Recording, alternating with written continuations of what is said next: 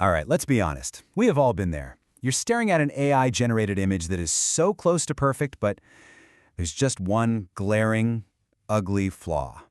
Well, today, we're going to learn how to fix that for good. You know that feeling, right? You're stuck. The image is 99% of the way there, but there's some weird blob or a wonky hand that just will not go away. You keep hitting generate over and over, and it's just so frustrating.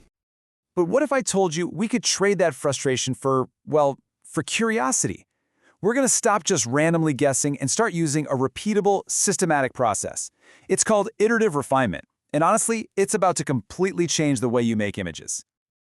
Now, look, this isn't some brand new top-secret AI hack. Iterative refinement is a tried-and-true method that's used everywhere, in software and design, you name it. It's kind of like editing a paper or debugging a piece of code.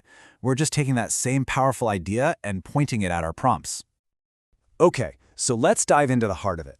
It all boils down to a super simple, really powerful 4-step loop that's going to become your new secret weapon.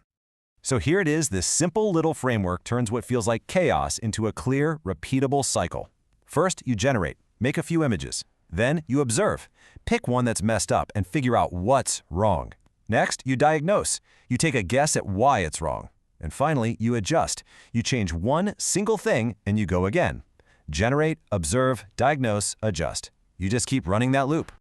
And this, right here, leads to a massive shift in how you think. Using this process, there are no more failures. Seriously, every so-called ugly image is actually a clue. It's feedback. It's the AI telling you exactly what it needs, guiding you one step closer to that perfect shot.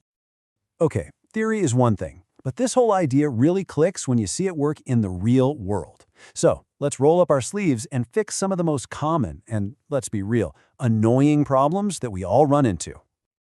Ah yes, problem number 1, the dreaded distorted hands. We've all seen them.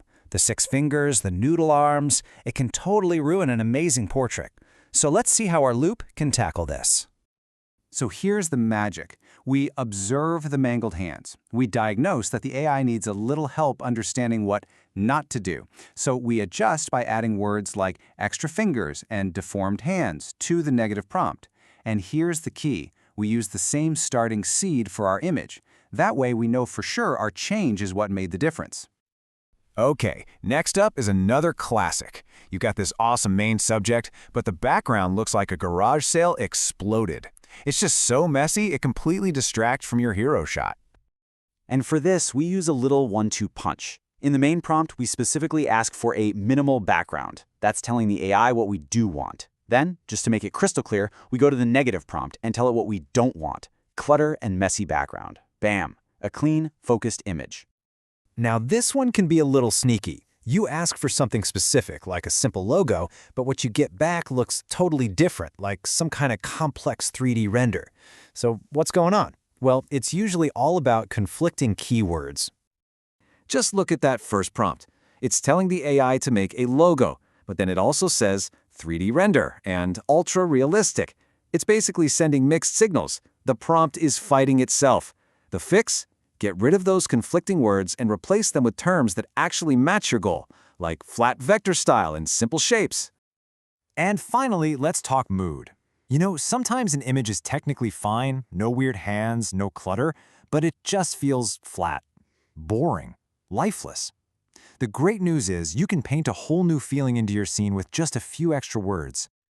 I mean, just look at the difference here. We go from a basic forest path to something that feels totally magical.